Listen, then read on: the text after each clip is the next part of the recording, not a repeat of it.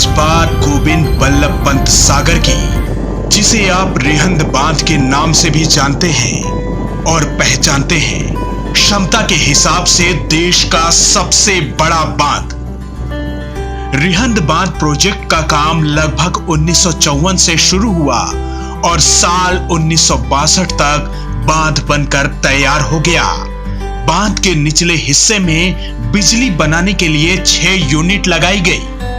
एक यूनिट से 50 मेगावाट बिजली का उत्पादन होने लगा। ऐसे में सभी 6 यूनिट के काम करने पर 300 मेगावाट बिजली उत्पादन होने लगी। रिहंद बांध से बिजली उत्पादन होने के बाद कई सुपर थर्मल पावर स्टेशन भी बनाए गए, जो सिंगरौली, विंध्याचल, रिहंद, अनपरा और रेणुकूट में स्थापित किए गए। ये कहना गलत नहीं होगा कि सोनभद्र ही इसकी नींव है। रिहंद बांध ब्रिटिश द्वारा छोड़े गए बुनियादी ढांचे का विस्तार किया गया, जिसे भारत के पहले प्रधानमंत्री जवाहरलाल नेहरू ने बांध का उद्घाटन किया। अब आइए जानते हैं कि रिहंद बांध बनाने के पीछे की कहानी। ब्रिटिश अधिकारियों को 1940 की शुरुआत में रिहंद नदी पर एक बांध बनाने में रुचि थी, क्योंकि बांध के निर्माण से आसपास के इलाकों में सिंचाई के अलावा पानी की कमी को दूर किया जा सकता था। साथ ही बांध के जरिए बिजली उत्पादन करने की भी बात कही गई। साल 1952 में स्वतंत्र भारत सरकार ने सर्वेक्षण कार्य को मंजूरी दे दी, जिसके बाद साल 1954 से निर्माण कार्य शुरू हो गया और 1962 में बांध बनकर पूरी तरह तैयार हो गया।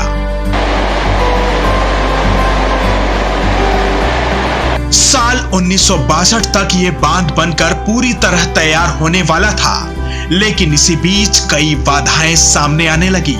खासकर यहाँ के 50,000 लोगों के लिए मानो ये प्रोजेक्ट किसी त्रासदी से कम नहीं था। इस प्रोजेक्ट ने 108 गांवों को तुरंत जोखिम में डाल दिया। इसके बावजूद सरकार ने उनके पुनर्वास की कोई व्यवस्था नहीं की। साल 1961 के मई और जून महीने में इस प्रोजेक्ट का भारी विरोध शुरू हो गया। इस विरोध में करीब 20,000 से अधिक लोग शामिल हुए।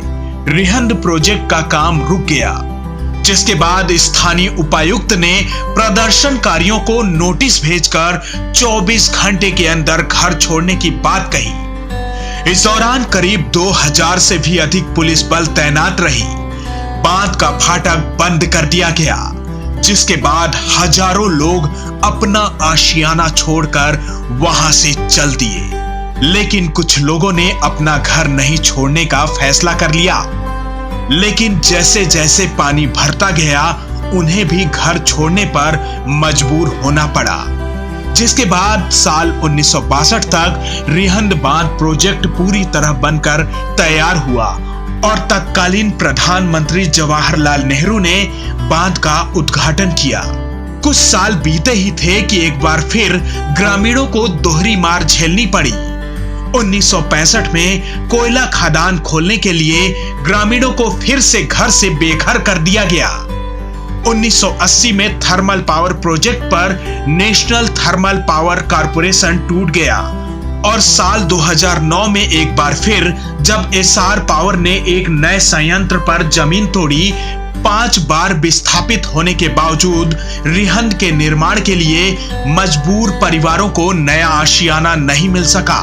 लेकिन गोविंद बल्लभ पंत परियोजना प्रोजेक्ट से कई कंपनियां स्थापित की गई और आज लाखों लोगों को रोजगार मिला और सोनभद्र को पावर प्लांट के लिए कैपिटल ऑफ इंडिया कहा जाने लगा। ऐसी रोचक जानकारियों के लिए देखते रहिए पूर्वांचल सोनभद्र।